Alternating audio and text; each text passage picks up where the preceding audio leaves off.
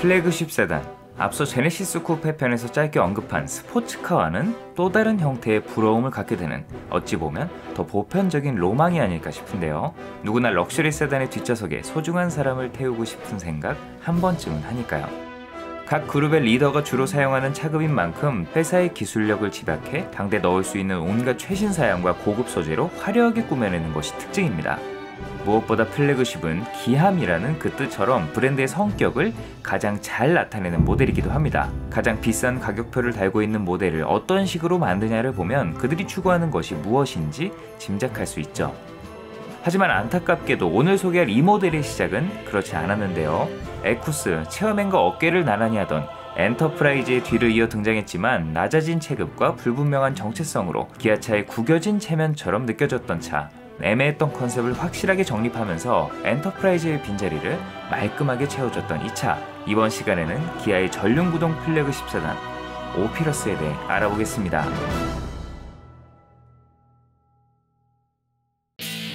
2000년 초 기아는 여러모로 어지러운 상태였습니다. 급격하게 기울어진 회사 사정으로 제대로 된 신차 개발이 진행되기 어려웠고 이미 국산차 업체 넘버2라는 큰 규모를 가지고 있던 기업인 만큼 한 식구가 된 현대차와 라인업이 정확히 겹치는 것도 문제였죠. 현대차는 당시 대세로 자리잡은 플랫폼 공유를 적극적으로 도입해 기아차의 라인업을 정리하기 시작했습니다. 막대한 개발비와 개발 기간을 단축할 수 있었기 때문에 비교적 짧은 기간에 신차를 투입시킬 수 있었어요. 문제는 후륜구동 플래그십 세단 엔터프라이즈. 야심차게 내놓은 고급 세단이었지만 쌍용차 체어맨과 현대 에쿠스의 기세에 밀려 이렇다 할 성과를 내지 못하고 있었고 마츠다 센티아를 베이스로 만들어져 팔릴 때마다 높은 로열티를 지불해야 했습니다. 여기에 같은 그룹 내에서 어맨이 현대차와 경쟁 구도를 유지하고 있었던 만큼 새로운 후륜구동 플래그십 세단을 출시해 에쿠스를 견제할 필요가 전혀 없었기에 결국 후속 모델 SJ의 개발은 중단됐습니다. SJ 프로젝트를 사장시키면서 회사의 자존심과도 같은 플래그십 라인업에 공백이 생기자 현대차는 다이너스티의 후속 차종으로 준비하던 전륜구동 대형 세단 GH를 부랴부랴 기아에 넘겼습니다. 분할된 헤드램프, 에쿠스와 유사한 실내 디자인에서 그 흔적을 찾을 수 있었죠. 다이너스티의 후속인 만큼 에쿠스보다 반체급 아래인데다 전륜구동, 정체성이라고는 찾아볼 수 없는 디자인 등 서자 취급에 방점을 찍는 모델이나 다름없어 기아차 입장에서는 마냥 기분 좋은 거래는 아니었을 테지만 없는 것보다야 100번 나았습니다. 또 북미 등 해외 수출을 염두에 두고 나름 신경 써서 만들었기 때문에 현대 기아차의 공동 목표였던 적극적인 해외 시장 공략에도 도움이 될 만한 모델이었어요. 장르는 다르지만 이 시기 기아차는 7인승 MPV 카스타나 준중형 트럭 마이티를 리배칭한 파맥스 등 현대에서 개발한 차량을 짬쳐 넘겨받아 라인업을 보강한 경우가 종종 있었죠. 덕분에 2세대 그랜저에 기반을 둔 다이너스티는 얼떨결에 수명이 늘어나 2007년까지 신차로 판매됐고 후속인 GH는 기아의 플래그십 세단 오피러스로 2003년 화려하게 등장했습니다. 원래라면 오피러스가 있어야 할 그 자리에는 다들 아시다시피 현대차의 독자 개발 후륜구동 럭셔리 세단 제네시스가 들어섰죠. 차명 오피러스는 성경 속 엘도라도와 동일한 뜻의 라틴어에서 따왔고 이름에 걸맞게 보석처럼 빛나는 듀얼 헤드램프와 반짝이는 크롬 장식으로 화려하게 꾸며 고급차 분위기를 물씬 풍겼습니다. 여기에 오피러스의 O를 형상화한 전용 엠블럼까지 부착해 남다른 분위기를 뽐냈죠. 눈치채신 분들도 있겠지만 이 엠블럼은 나중에 등장한 고급 SUV 모하비와도 공유했는데요. 오피러스야 이 O자 엠블럼이 들어가는 게 당연했지만 모하비에는 왜 이걸 그대로 썼나 의아해하시는 분들이 계실 텐데 앞서 모하비 편에서 짧게 다뤘던 모하비의 원래 이름 오펜바흐를 떠올리면 납득이 되실 거예요. 가로로 길게 뻗은 LED 방향지시 등과 링컨을 연상케 하는 보수적인 C필러, 고급차의 상징이었던 투톤 컬러 도색을 더해 중후함이 돋보였고 에쿠스, 체어맨과 달리 5m에 미치지 못하는 전장이었지만 넉넉한 전폭과 전고, 휠 베이스로 대형 세단에 걸맞는 위압감도 충분했습니다. 또 각을 앞세워 권위적인 모습을 강조했던 기존 대형 세단들과 달리 곡선이 돋보이는 부드럽고 우아한 디자인은 신선함으로 다가왔고 에쿠스나 체어맨의 부담을 느끼던 사모님들을 사로잡았습니다. 다만 현대차의 향기가 짙게 배어나오는 일부 디테일과 시선을 사로잡는 거대한 방패형 라디에이터 그릴이 갈비뼈를 연상시키는 등 일부 소비자들에게 첫인상이 나쁘다는 평가를 받기도 했습니다. 여기에 다이너스티의 유산이었던 이 분할된 원형 헤드램프가 너무 강렬했던 탓인지 이와 유사한 디자인을 상징처럼 갖고 있던 제듀어, 벤츠 E클래스 등 유명 고급차와 비교되며 국내에 할 것 없이 짝퉁 디자인이라는 혹평을 받았죠. 의외로 다양한 내눈박이 차들이 있었지만 국내에서 워낙 인지도가 낮은 차들이라 모르시는 분들이 많았고, 얘네들은 규격화된 헤드램프를 쓰느라 동일한 크기의 램프를 2개 달았었던 과거의 디자인을 계승했다는 핑계거리라도 있었지만 오피러스는 뭐 그런 것도 없었으니까요. 퓨마에서 가져왔다고 우길 수도 없고, 밝은 우드그레인과 고급 가죽으로 화사하게 꾸민 실내는 에쿠스의 것을 그대로 빼다 박은 모습이었습니다. 깔끔한 슈퍼비전 계기판과 동굴 형태로 깊게 배치해 시인성을 높인 인포테인먼트 시스템, 도어 트림에 자리잡은 시트 조절 스위치, 운전자를 향해 툭 튀어나온 센터 페시아로 조작 편의성을 높인 것 또한 에쿠스와 판박이었죠. 여기에 사이드 미러, 스티어링 휠까지 기억하는 메모리 시트와 9개 스피커의 JBL 오디오, DVD 내비게이션, 차량 내 전화, 전용 웹 서비스를 제공하는 텔레매틱스 시스템 모젠과 에쿠스에도 없던 국산차 최초의 스마트 키 등 당대 넣을 수 있는 첨단 편의 장비까지 몽땅 채워 넣었어요.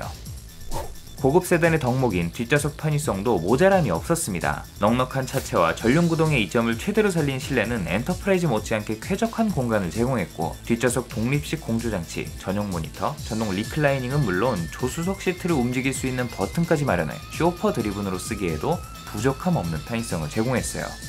내비게이션을 선택하지 않으면 모니터 자리에 벽시계만한 아날로그 시계가 들어가 있었던 게 기억에 남네요. 그나마 고급형에는 조그만 단색 모니터라도 넣어줘서 한결 나았지만요.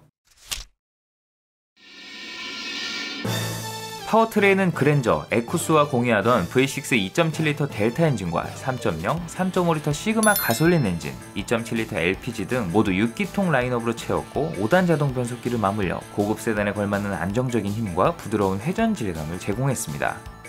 국산 대형 세단답게 서스펜션은 흔히 물침대라고 일컫는 부드러운 세팅으로 고속 영역이나 와인딩 등 과격한 주행에서는 차체가 허둥댔지만 대부분의 잔진동은 모두 걸러내 일상 주행에서 안락하고 포근한 승차감을 제공했어요.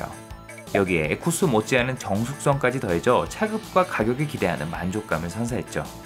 전륜구동을 채택하면서 고속 영역에서의 주행 감각은 엔터프라이즈나 체험에는 미치지 못했지만 전자제어 서스펜션, 자세제어 장치, VDC를 탑재해 보완했고, 눈 오는 날 강남의 언덕길 한복판에서 체면을 구길 일도 없었습니다.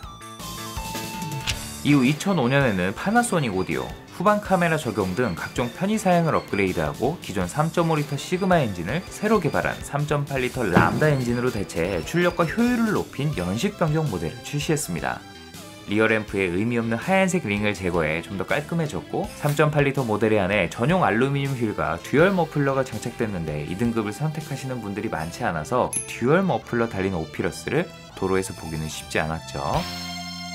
사회적인 성취를 이루고 주체적인 삶을 사는 인물을 뜻하는 하이 오너를 타겟으로 내세운 오피러스는 보편적인 럭셔리 세단처럼 기사를 두고 타는 쇼퍼 드리븐과 직접 운전하는 오너 드리븐 두 가지를 모두 커버할 수 있는 모델이었습니다.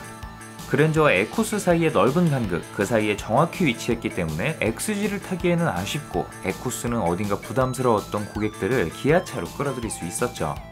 덩치는 조금 작았지만 플래그십이라는 위험에 걸맞게 오너들을 위한 문화 행사나 오피러스 전용 정비 라인을 갖추는 등 각종 프리미엄 마케팅에도 힘썼습니다. 덕분에 높은 가격에도 불구 출시 초 2천여 대가 넘게 판매되며 순조롭게 출발했어요. 하지만 애매하게 높은 가격과 어중간한 포지션, 호평받은 외관 디자인 때문에 판매량이 지속적으로 떨어졌고 결국 아쉬운 성적으로 마무리했습니다. 신차 효과가 한창일 2004년마저 집안에 우환이 있었던 뉴 체어맨보다 판매량이 적었을 정도였어요.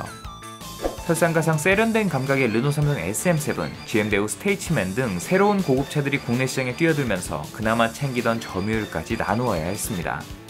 야심차게 준비한 해외 시장 성적은 더 심각했는데요. 오피러스 대신 아만티라는 이름으로 투입했고 국내에선 역차별 논란이 일어날 정도로 공격적인 가격을 매겼지만 출시 초기 신선한 분위기로 잠깐 주목받았을 뿐 이후 짬뽕 디자인에 감흥 없는 상품성, 낮은 내구성이라는 혹평이 쏟아지며 사실상 실패했습니다. 남은 물량을 헐값에 땡처리하면서 기아의 브랜드 가치 제고라는 본래 목적도 달성하지 못했죠. 그 아쉬움은 페이스리프트 모델이 달래줬습니다.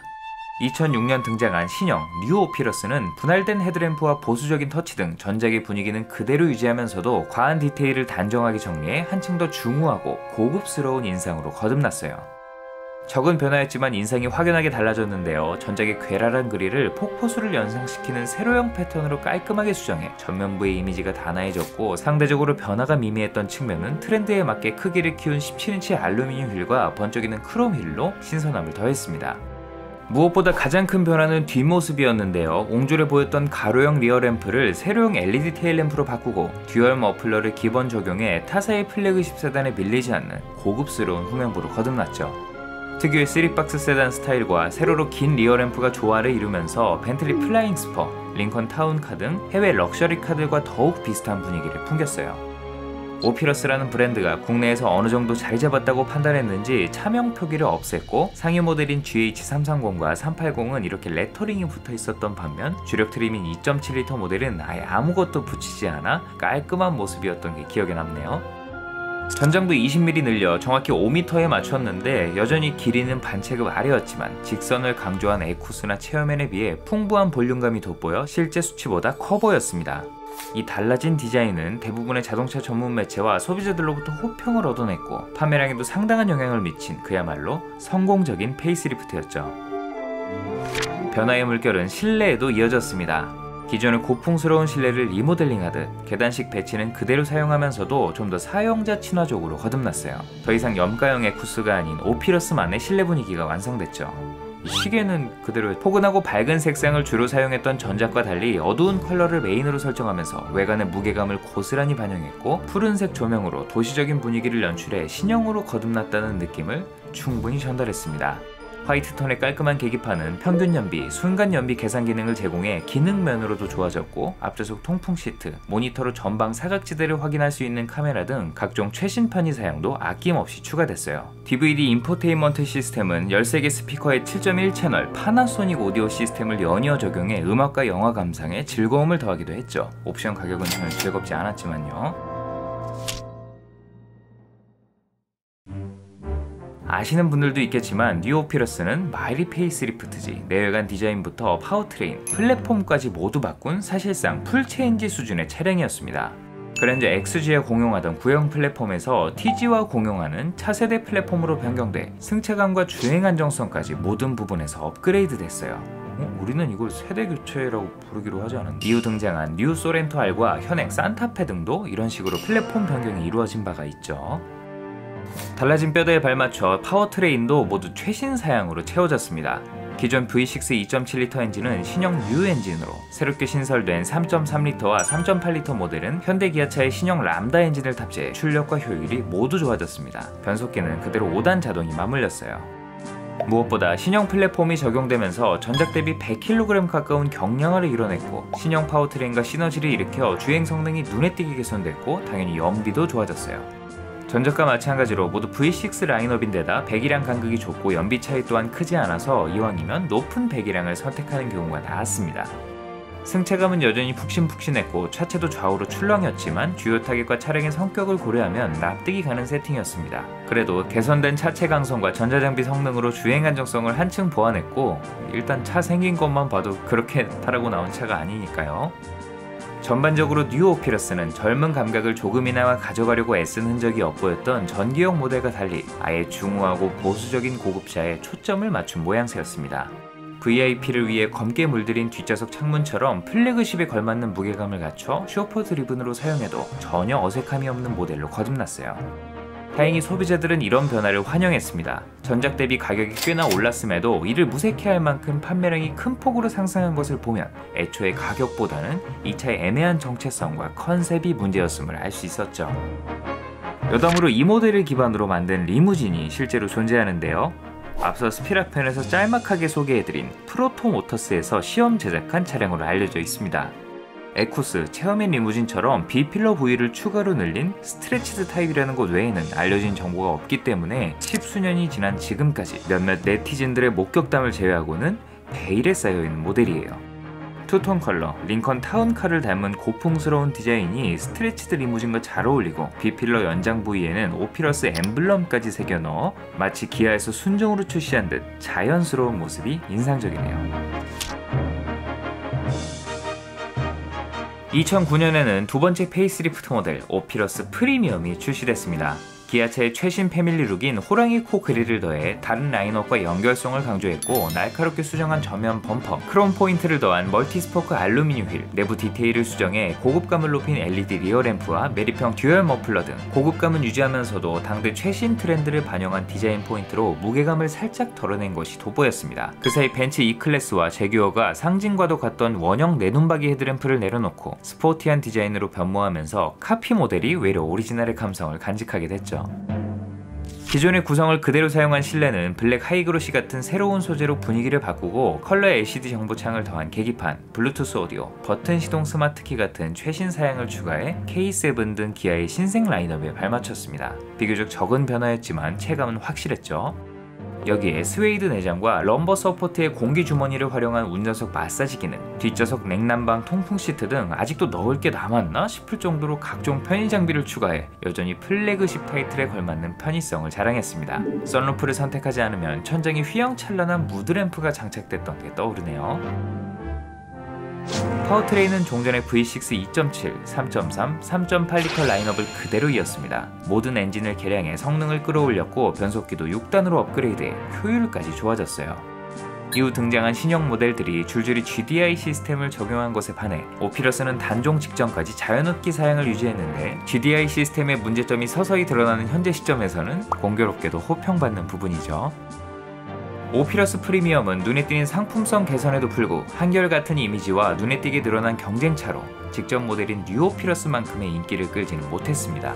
그래도 2012년 제네시스의 후륜구동 플랫폼을 사용한 새로운 플래그십 K9이 등장하기 직전까지 기아의 기함으로써 든든한 기둥이 되어줬죠. 쇼퍼 드리븐으로 방향을 잡은 뉴오피러스부터는 에쿠스와 체험에 못지않은 편안하고 여유로운 공간을 제공하면서도 적당히 위험있고 부담스럽지 않은 차급 덕분에 이른바 전무님 전용차로 각광받기도 했습니다. 수직형으로 위계를 중요시하는 우리나라 조직 문화와도 잘 어울리는 모델이었죠. 2008년 현대차의 후륜구동 럭셔리 세단 제네시스가 출시되면서 포지션이 완벽하게 겹쳤고 판매량에 일부 타격을 입긴 했지만 상대적으로 날카롭고 젊은 감각이 돋보이는 제네시스에 비해 중장년층을 노린 보수적인 디자인과 푹신한 승차감으로 어필하면서 단종 직전까지 준수한 판매량을 유지했습니다. 또 플래그십 세단 중 유일하게 LPG 사양을 제공했기 때문에 모범 택시와 렌트카 등 영업시장에서도 크게 환영받았어요. 다른 대형차들은 순정 LPG 모델이 없어 부담스러운 휘발유를 그대로 쓰거나 부득이하게 LPG 개조를 했어야 했지만 영업용 차량으로서 순정 부품의 검증된 품질과 제조사 AS를 문제없이 받을 수 있다는 점은 상당한 강점이었죠. 한편 세월이 흐르면서 서서히 드러난 문제들도 있었죠. 초기형 모델은 고급차도 피해갈 수 없는 이 시기 현대기아차의 대표적인 고질병 리어 휀더 부식과 하부 부식에 시달렸고 후기형에서는 리어 램프와 차체를 밀착시키는 실이 시간이 지나 부식되면서 그 틈으로 물이 들어와 트렁크에 고여있거나 그랜저 TG와 공유하는 2.7리터 뮤엔진의 엔진 밸브 리프터 일명 테피소음, 람다 엔진 모델에서는 특유의 고질병인 헤드 가스켓 누유가 다수 확인된다고 하니 중고차 구매하실 분들은 이 부분을 꼼꼼하게 살펴보시면 되겠습니다. 지금까지 기아의 플래그십 세단이었던 오피러스에 대해 알아봤습니다. 처음부터 많은 소비자들의 사랑을 받진 못했지만 성공적인 페이스리프트로 상품성을 크게 끌어올리면서 종국에는 많은 소비자들의 기억 속에 좋은 차로 각인될 수 있었습니다. 강력한 경쟁차인 제네시스 출시 이후에도 확실한 색깔과 특유의 매력으로 꾸준히 인기를 끌며 모하비와 함께 기아차의 맏형으로서 그 중심을 든든하게 잡아줬죠. 다만 앞서 말씀드렸듯 플래그십은 기함이라는 그 뜻처럼 브랜드의 성격과 그들이 추구하는 것을 가장 잘 나타내는 상징적인 모델입니다. 그런 관점에서 본다면 증여받은 플래그십 세단 오피러스는 그저 기아에서 가장 비싼 차일 뿐 기아차의 색깔이라고는 찾아볼 수 없는 디자인과 차의 성격이 브랜드를 대표하는 모델이라고 하기에는 어딘가 부족했습니다. K9이 그 지위를 물려받았음에도 더 고급스럽고 더 비싼 차가 됐을 뿐 여전히 기아를 상징한다기에는 애매한 구석이 있어요. 오히려 스팅어나 K8이 그 자리에 더 걸맞는 것 같죠. 최근 자동차 디자인에도 뉴트로 열풍이 불면서 현대차의 플래그십인 그랜저 역시 1세대를 오마주한 디자인을 선보인다고 하죠. 이 트렌드가 단기간에 끝나지 않는다면 나중에는 오피러스의 보수적인 디자인을 재해석한 새로운 기아의 플래그십 세단이 등장하는 것도 재밌을 것 같아요. 이 클래스마저 내눈박이 헤드램프를 버렸기 때문에 오해받는다고 해도 벤틀리로 오해받을 테니 오히려 좋아. 다음에도 더 흥미로운 이야기로 찾아오겠습니다. 사소하지만 궁금한 자동차 이야기 멜론 머스크였습니다.